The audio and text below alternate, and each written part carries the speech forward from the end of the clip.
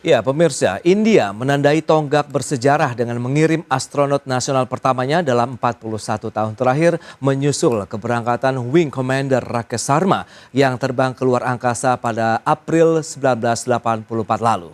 Ya, rekor panjang ini mencerminkan penguatan ambisi dan capaian program antariksa India dalam dekade terakhir. India menandai tonggak bersejarah dengan mengirim astronot nasional pertamanya setelah 41 tahun yang lalu. Grup Kapten Subhanshu Shukla ditugaskan sebagai astronot misi Axiom Mission 4 ke International Space Station. Misi pencapaian ilmiah ini berjalan selama 14 hari dan melibatkan eksperimen tumbuh superfood India di lingkungan mikrogravitasi seperti fenugreek dan green program.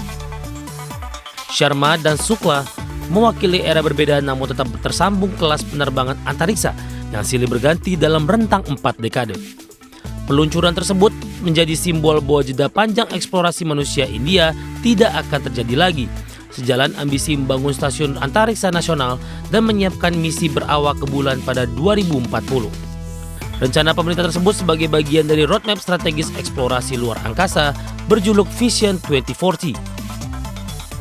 Pengiriman astronot pertama dalam 41 tahun menegaskan bahwa India kini bergerak cepat menuju program luar angkasa berkelanjutan dan mandiri.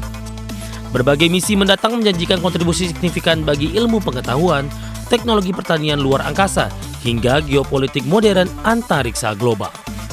Berbagai sumber ada exchange.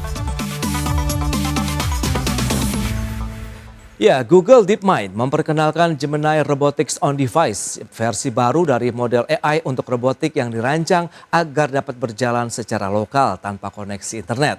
Dan model ini merupakan penerus dari Gemini Robotic VLA yang diluncurkan Maret lalu dan kini dikemas agar cukup kompak untuk dipasang langsung di robot operating secara mandiri.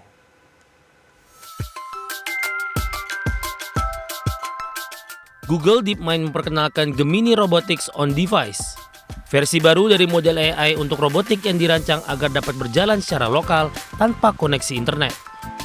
Gemini Robotics dirancang mampu mengerjakan tugas kompleks secara real world seperti melipat origami, menyusun makanan atau bermain basket mini hanya dengan sedikit demonstrasi. 3 kemampuan utama generally, interactivity, dan dexterity diklaim setara model cloud besar, namun kini tersedia tanpa bergantung pada jaringan internet. Model on-device menawarkan keunggulan latensi rendah dan stabilitas dalam kondisi jaringan buruk. Adaptasi cepat terhadap situasi tempat dan fitur offline menjadikannya ideal untuk robot di lapangan seperti pabrik, gudang, atau area terpencil.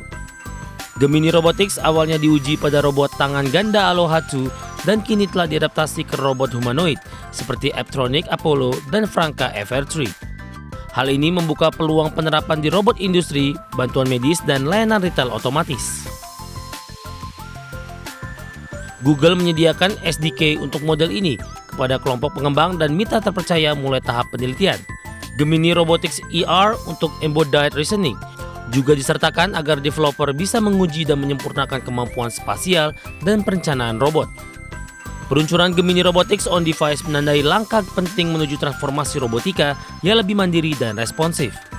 Integrasi AI langsung dari perangkat diharapkan memperluas adopsi robot cerdas ke berbagai industri tanpa bergantung koneksi secara terus-menerus. Berbagai sumber ada di channel.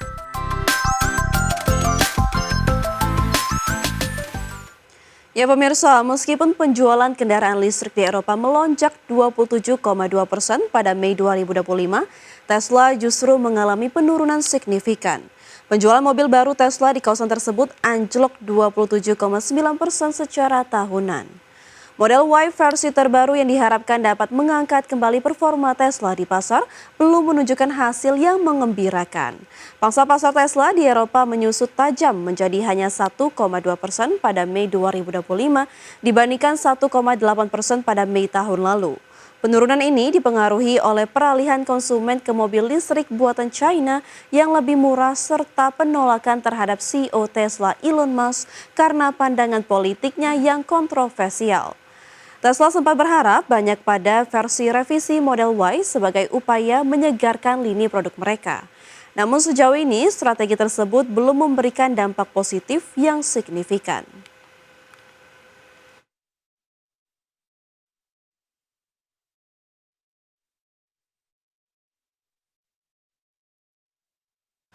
Ya, sementara itu raksasa otomotif China BYD mulai mengurangi laju produksi dan ekspansi akibat perlambatan penjualan EV secara global. Sejumlah pabrik domestik telah memangkas shift kerja dan menunda ekspansi jalur produksi baru.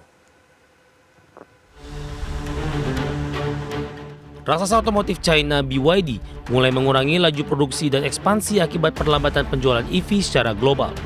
Langkah ini mencerminkan tekanan yang kini dihadapi BYD setelah pertumbuhan pesat dalam beberapa tahun terakhir.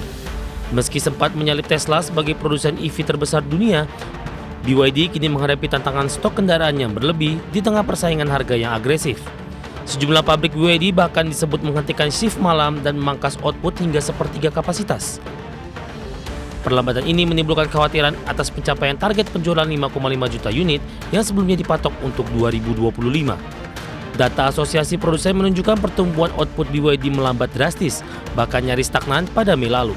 Produksi rata-rata 2 bulan terakhir juga turun tajam dibandingkan kuartal akhir 2024. BYD juga menghadapi tantangan serius di sisi distribusi, dengan stok di jaringan dealer yang menumpuk hingga lebih dari 3 bulan. Adapun media pemerintah China melaporkan banyak gerai BYD sepi pengunjung atau tutup, khususnya di wilayah timur seperti Shandong.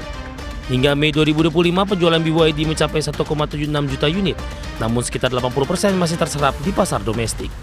Bagi sumber ADX Channel.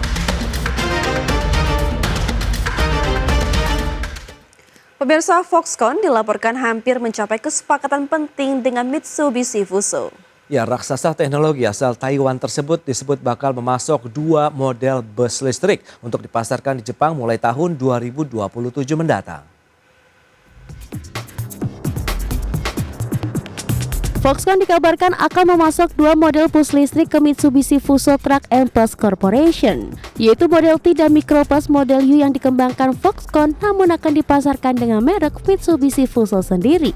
Peluncuran keduanya dijadwalkan pada 2027 di Jepang sebagai bagian dari ekspansi ke pasar kendaraan nol emisi. Selain kerjasama produk, kedua perusahaan juga dilaporkan tengah mempertimbangkan pembentukan perusahaan patungan baru. Langkah ini bertujuan mempercepat pengembangan dan pemasaran kendaraan listrik komersial di Jepang yang pasarnya terus tumbuh. Strategi ini diharapkan memperkuat posisi keduanya dalam transisi energi bersih.